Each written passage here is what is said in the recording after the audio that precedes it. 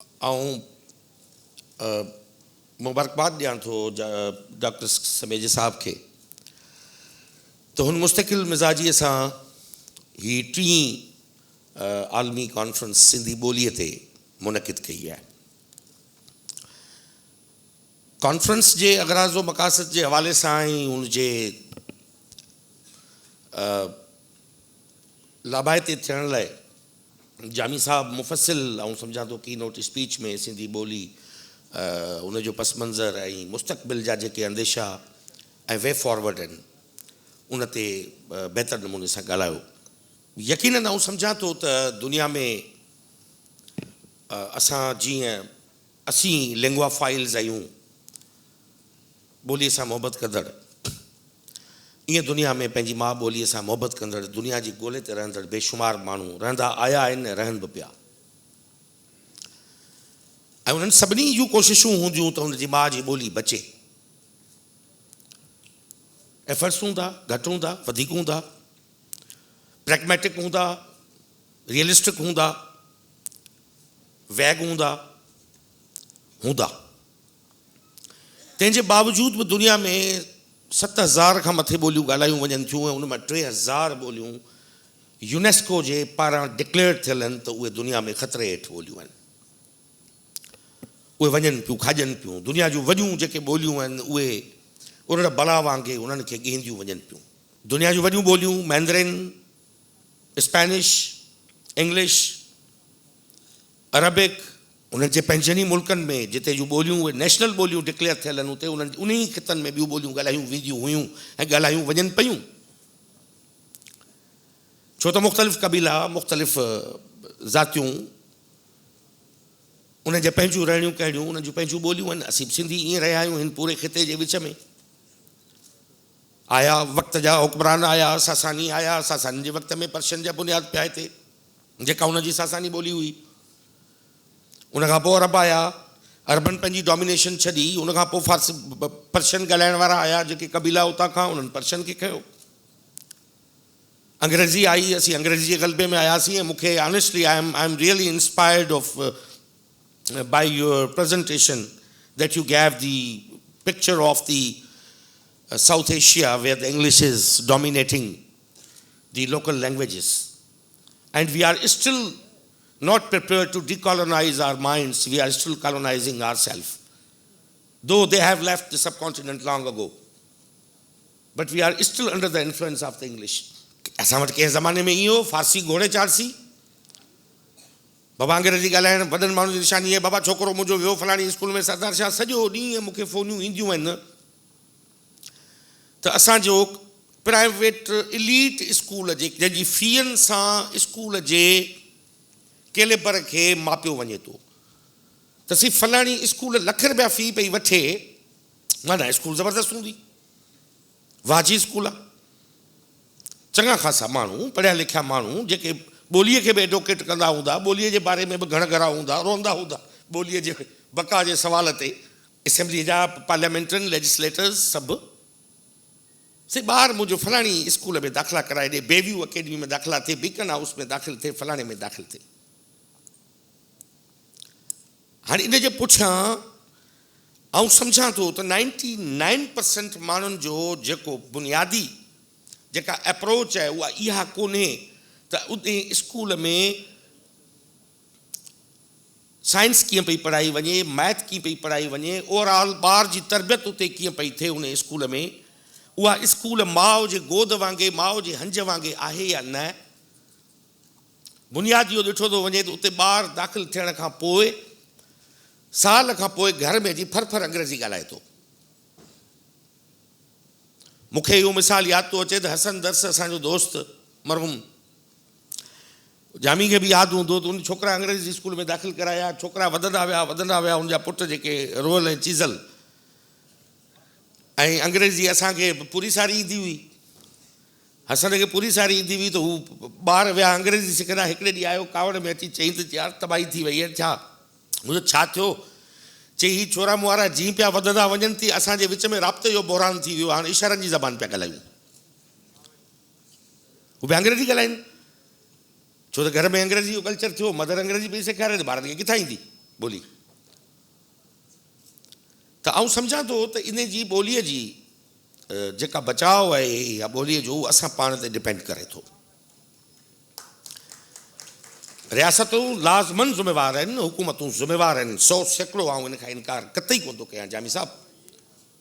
असां पाण खे बि ॾिसणो आहे त जेकॾहिं सरदार शाहसू सॼो ॾींहुं वेठो सिंधीअ में शाइरी करे ऐं कालम लिखे ऐं बैत लिखे, हू अधु कलाक कढी पंहिंजे ॿार खे सिंधी छो कोन थो सेखारे पंहिंजे घर में? उन खां कंहिं झलियो आहे उनखे? जे हू इन में वेठो ख़ुशि थिए त मुंहिंजो ॿारु आलीशान अंग्रेज़ी ॻाल्हाए, कॉलोकियल मुंहुं टेढ़ो करे अंग्रेज़ी वेठो ॻाल्हाए, उनमें असीं ख़ुशि आहियूं, त पोइ इहो ई असरु थियणो आहे। कॉन्फ्रेंसूं पियूं कंदी लैंग्वेज अथॉरिटी, ऐं सरकार जा पैसा पिया ईंदा, उहे पिया वेंदा, पिया ख़र्च थींदा, अची वेंदासीं, सभु ॻाल्हियूं थींदियूं। आउं जॾहिं 2018 में मूंखे तइलीम जो खातो मिलियो, उन वक़्तु तव्हांखे यादि हूंदो मूं असेंबलीअ जे फ्लोर ते इहो चयो त 1972 जो एक्ट जेको कंपलसरी लैंग्वेज कंपलसरी एक्ट आहे, उन ते असीं अमल करण जो ऐलान करायूं था। ऐं महिरबानी करे मुंहिंजो जेतिरा बि आहियूं, मूं MPS खे मुखातिब थी चयो, गॾोगॾु ॿियनि खे बि चयो हो त अवी पंहिंजनि पंहिंजनि स्कूलनि में ॿार मुंहिंजा पढ़नि था, उते निगाह रखो त उते ॿारनि खे सिंधीअ पढ़ाई वञे पई या न, जेका एक्ट मुताबिक़ कंपलसरी आहे। असीं उन ते एक्शन खणंदासूं। असां स्कूलूं सीज़ कयूं, स्कूलुनि ते एक्शन खयां। काफ़ी असांजा ॿिया दोस्त ॿियनि ॿोलियूं ॻाल्हाईंदड़ वारा जेके हुआ असेंबली में बि हुआ, ॿाहिरि बि हुआ, उन्हनि मुखालफ़त कई त भई असांजो ॿारु छो पढ़े सिंधी। असां चयो असीं कोन था चऊं, असां कानून जो सहारो था वठूं, ऐं कानून चवे थो त सिंधी ऐं उर्दू लाज़मी ज़बानूं आहिनि जेके स्कूल में पढ़ायूं वेंदियूं। असां उर्दू जे नफ़ाज़ जी बि ॻाल्हि कई। जेके उर्दू पढ़णु चाहिनि था, असां चऊं उनखे उर्दू जो बि राइट मिलणु खपे। जंहिंजी मदर टंग उर्दू आहे उनखे भले उर्दू पढ़ायो, पर असां इहा ॻाल्हि कई त जेकॾहिं उर्दू ॻाल्हाईंदड़ असां अॻे ई ॿोलीअ जे बुनियाद ते असां बांग्लादेश विञाए चुकासीं, असांजी भेण वेठी आहे। We lost Bangladesh on the basis of the language. We did not respect you. I have no hesitation to confess here. We feel big sorry for that we lost you. We did not respect you at that time. You were 57%. And we were merely 43% at that time. We did not respect you. That's why we are suffering today. Even we Sindhis. Encompassed in this boundary of this country, we are still fighting for our rights. This is not the case of 1952 and 53.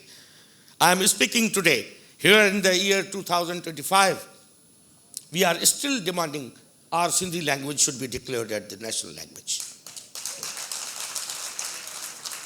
This is the case. I am telling you, this is very tragic, unfortunately, that is still the people who made it possible and who maneuvered and manufactured the whole scheme, which consequently came in the shape of the separation of Bangladesh from Pakistan, and today the same practice is still continue in this state. अॼु बि उहा ई साॻी रविश जेका आहे, जेका बंगालियुनि सां असां कई, अॼु उहा सिंधियुनि सां ऐं ॿियनि सां रवा रखी पई वञे। असीं ॾिसूं वेठा केतिरे वक़्त खां वठी फुटबॉल थींदो रहियो आहे ॿोलीअ जो बिल।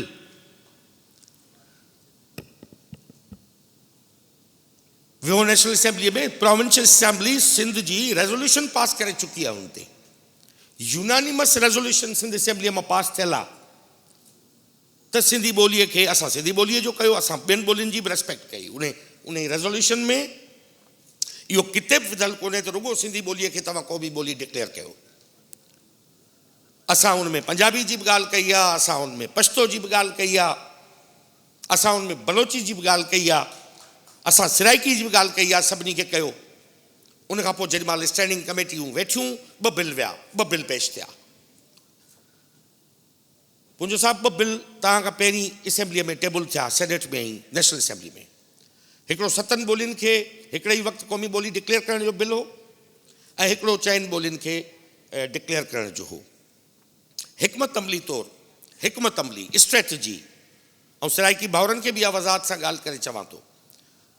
उन में मुंहिंजो ओपिनियन इहो, मूंखां जॾहिं मशवरो घुरियो त मूं इहो मशवरो ॾिनो हो त तव्हां इनिशियली जीअं पाकिस्तान में 4 आइनी इकाइयूं आहिनि, पंजाब, सिंध, बलोचिस्तान ऐं केपी, तव्हां आइन में अमेंडमेंट जी, आइन में कॉन्स्टिट्यूशन में अमेंडमेंट जी तव्हां मूव कयो, एक्ट बिल मूव कयो, त उन में इनिशियली 4 जेके आइनी इकाइयूं आहिनि इन्हनि 4 ॿोलियुनि खे क़ौमी ॿोली डिक्लेयर करे, पर उन सां गॾु इहो क्लास बि शामिलु कयो त उन्हनि 4 सूबनि जूं जेके रेस्पेक्टिव सूबाई असेंबलियूं आहिनि उहे उतां खां जिन ॿोलियुनि खे सम्झनि थियूं त ही ॿोलियूं क़ौमी ॿोलियूं थी सघनि थियूं त उहे उन में शामिलु करे ऐं रेज़ोल्यूशन जे थ्रू उहे फेडरेशन खे मोकिलीनि, फेडरेशन बाउंड थिए, उन में आइन में लिखियलु हुजे त फेडरेशन बाउंड थिए त उन्हनि ॿोलियुनि खे क़ौमी ॿोली डिक्लेयर करे।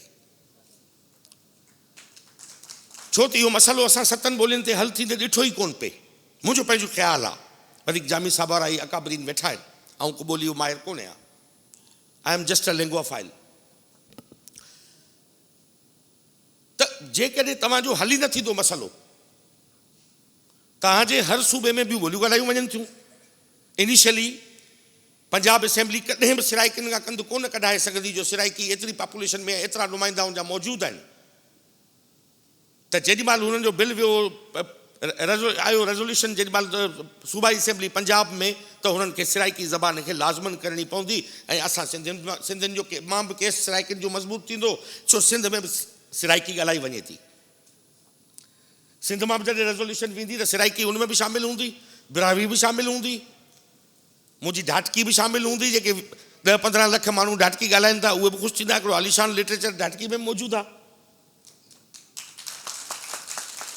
ईअं जेॾीमहिल केपी मां वेंदी त हिंदको बि शामिलु थी वेंदी, उन में तव्हांजी शीना बि शामिलु थी वेंदी। हली ईअं मसइलो हल थींदो ई कोन, भले अभी ज़ोर लॻाए बीह रहो।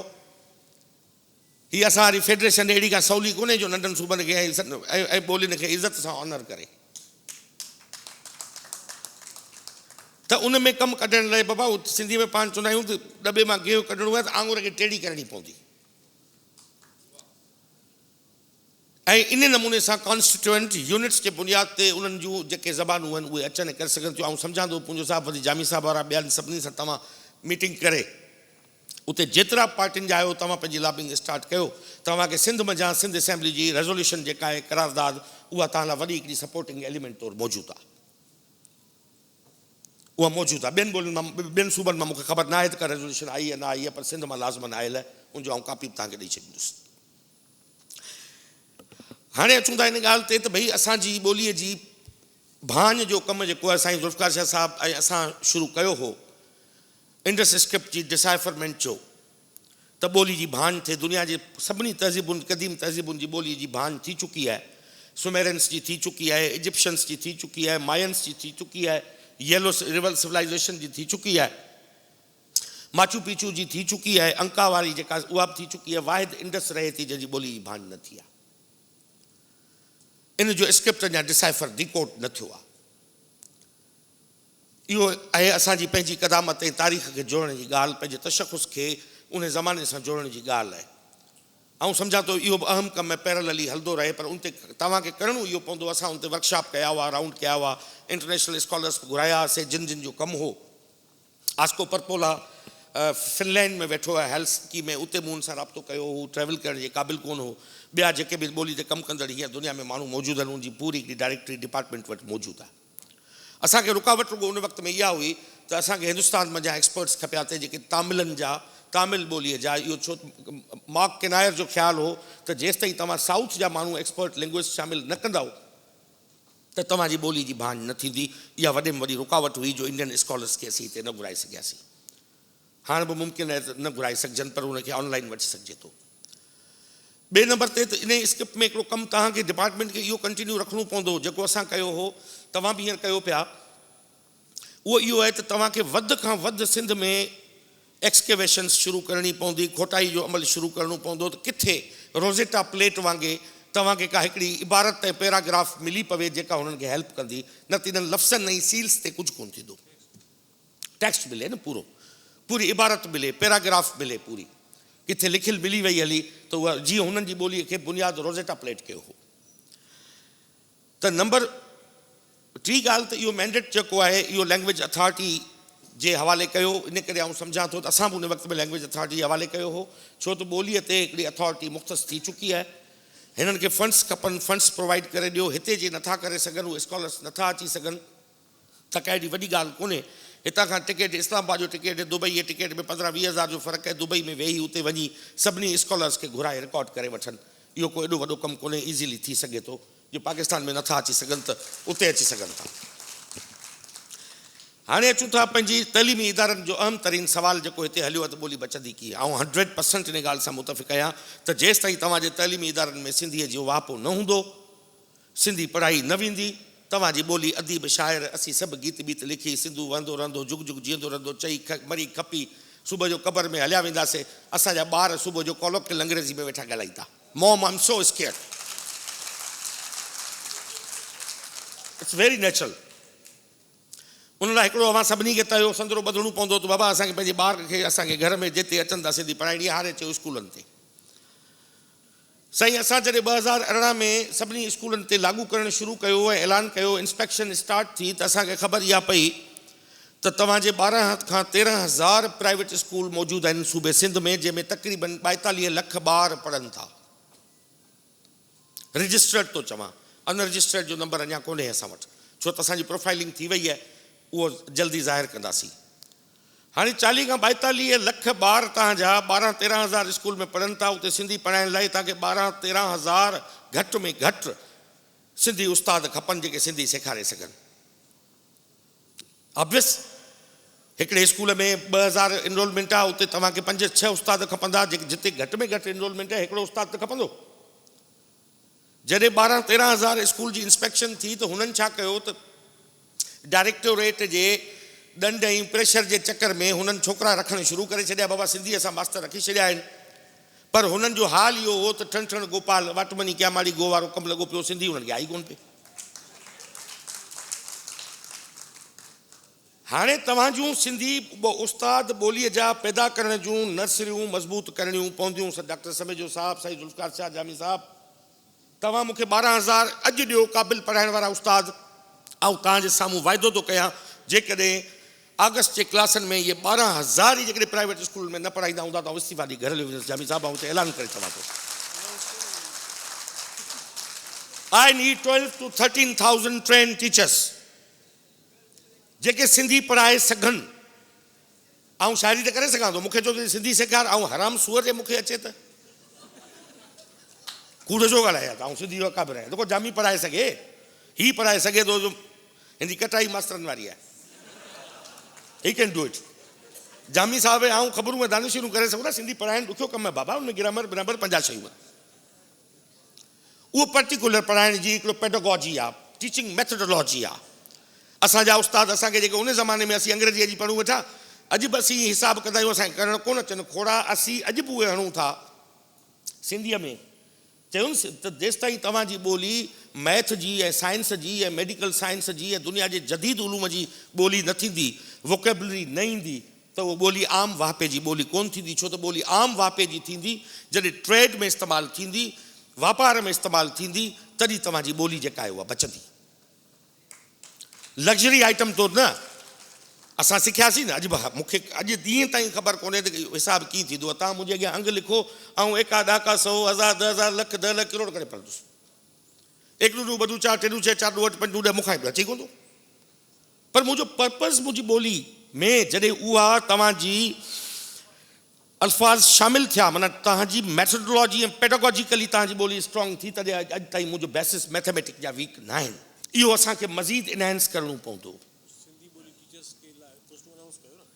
आउं चवां पियो, सिंधी ॿोली टीचर्स जूं पोस्टूं असांजा जेके बि सिंधी टीचर गवर्नमेंट सेक्टर ते खजनि पिया, जेके बि गवर्नमेंट सेक्टर में अचनि पिया, उन्हनि में सिंधी सभिनी लाइ कंपलसरी आहे। उन में सिंधी पढ़ाइण वारी असीं CPD तहत कंटिन्यूअस प्रोफेशनल डेवलपमेंट तहत असां स्कीम तयारु कई आहे, उनजी ट्रेनिंग अलॻि खां थींदी। तव्हां अची सभु वॉलंटियरली महिरबानी करे उन ट्रेनिंग इंस्टीट्यूट में लेक्चर ॾिजो। I will invite you all. Jami साहब, मेरिट ते अॼु आऊं ग़रीब माण्हू आहियां, वॾी दावा कोन थो करियां। तव्हांजा 85,000 प्राइमरी ऐं JST जे उस्तादनि खे ऑफर ऑर्डर निकिरी चुका आहिनि। जेकॾहिं हिकिड़ो छोकिरो बि उथी जेकॾहिं चवे त सिफारिश पैसे ते आयो आहे, मूं असेंबली फ्लोर ते चयो, मूं चवां इस्तीफ़ा ॾेई घर वेंदुसि हलियो, हिकु माण्हू चवे, सभु ईअं बैरिक ते अपॉइंट थींदा। ऐं पंहिंजे डिपार्टमेंट जी रिक्रूटमेंट जो ठीको थो खणा, ऐं पब्लिक सर्विस कमीशन जो ठीको कोन थो खणा, जेके उहे गुल पिया खिलाइनि, मूंखे ख़बर आहे। पंहिंजे हिसे जो असीं कमु करे वञूं त घणेई आहे न था, पराया ठीका छो खणूं? पाणी ईंदमि हो त पर कुझु आऊं बि अॻु भरी थियां, मतां चवे ॼाम बलोच त कमीणी मां कीन थियो। ॿोली जा सेंटर्स, मूं समेज साहब खे रिक्वेस्ट कई, मूं चयो समेज साहब तव्हां वटि तव्हां असांखे महिरबानी करे प्राइवेट स्कूल्स खे असीं लाज़िम था करियूं। प्राइवेट स्कूल जी डायरेक्टोरेट जिन खे अॼु घुराइणु खपंदो हिते, उन्हनि जो तव्हां के सेशन में उनजो ओपिनियन रखो। उन्हनि खे मूं बाउंड कयो त तव्हां सभिनी प्राइवेट स्कूलनि खे चओ त जेके तव्हां सिंधी टीचर अपॉइंट कया आहिनि उनखे लैंग्वेज अथॉरिटी मां वञी ट्रेनिंग करायो, त हू सिंधी पढ़ाइनि, उन्हनि खे अचे। हिननि सेंटर क़ाइमु कया आहिनि, कैपेसिटी थोरी आहे, कैपेसिटी न घटि आहे, इन करे वधीक एक्सपेंड न पिया थी सघनि। इन करे आऊं चवां थो त जेके बि तव्हां मां सुञाण माण्हू जिते बि वेठा आहिनि, वॉलंटियरली जेकॾहिं सर्विस ॾेई सघनि था त प्लीज़ डू कम फॉरवर्ड, अॻियां अचो। इन्हनि खे जॾहिं अमीं उस्तादनि खे ट्रेन कंदो तॾहिं तव्हांजी माउ जी ॿोली बचंदी, न त कान बचंदी।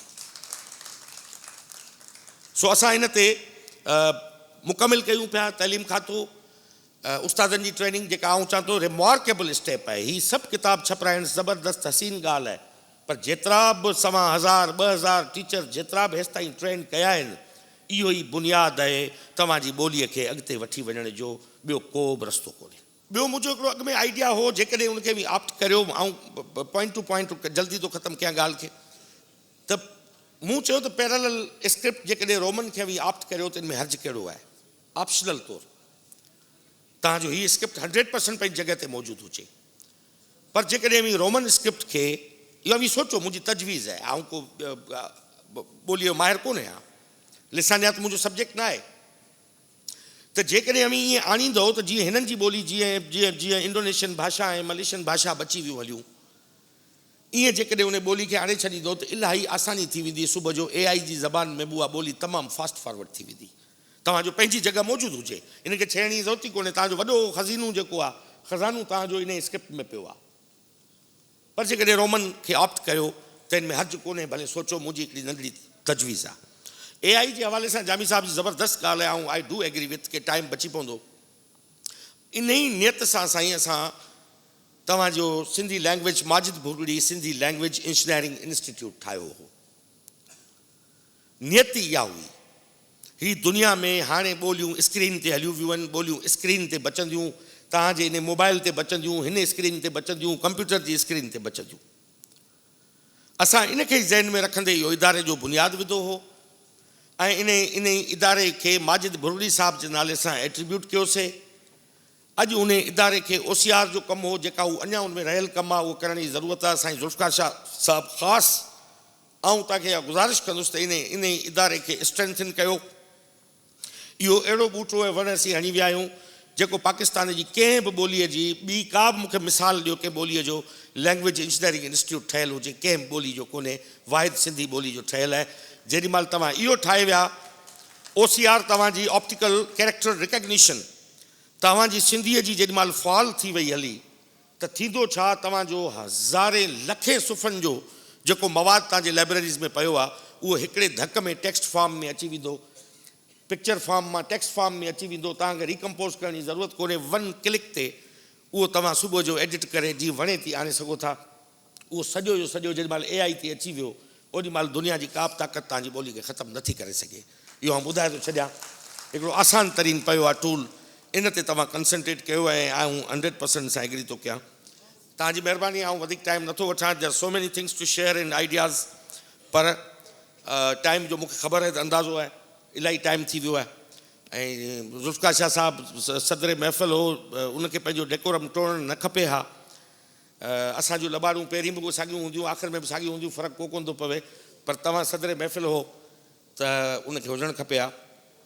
ऐं आख़िर में डॉक्टर समेज साहिबु जेका ॻाल्हि कई त पंहिंजो मूसीक़ी पोस्टपोन करण वारी जेको ही वाक़ियो थियो आहे ऐं रियली इनखे बिल्कुलु एप्रिशिएट थो कयां त असांखे ख़बर आहे त सूरे बादशाह जो लाश गुम थियो, ज़ुल्फ़िकार अली भुट्टो जो लाश गुम थियो, भगत सिंह जो लाश गुम थियो ऐं इन नमूने सां 3 ॾींहंनि खां जेका इहा वही वापरी आहे ईमानदारी ॻाल्हि आहे त असांजो पंहिंजी दिलि जेका आहे इहा तस्लीम नथी करे। उहो सिंध जो बचो हो ऐं सिंध जो हो। फेयर इंक्वायरी थियणु खपे त इहो थियो छो वाक़ियो, पोयां हथ कहिड़ा हुआ, केरु हुआ, फेयर ट्रायल थियणु खपे। असीं पंहिंजूं अज़म्पशन्स नथा ॾेई सघूं। बहरहाल पाकिस्तान हिकिड़ी ग्रेट गेम जी बैटल ठहियलु आहे, बैटल फील्ड थी चुको आहे। उन में केरु बि खणी हुजे, फेयर ट्रायल ऐं फेयर इंक्वायरी थी शयूं साम्हूं अचणु खपनि। आउं तव्हांजो शुक्रगुज़ार आहियां। Thank U very much.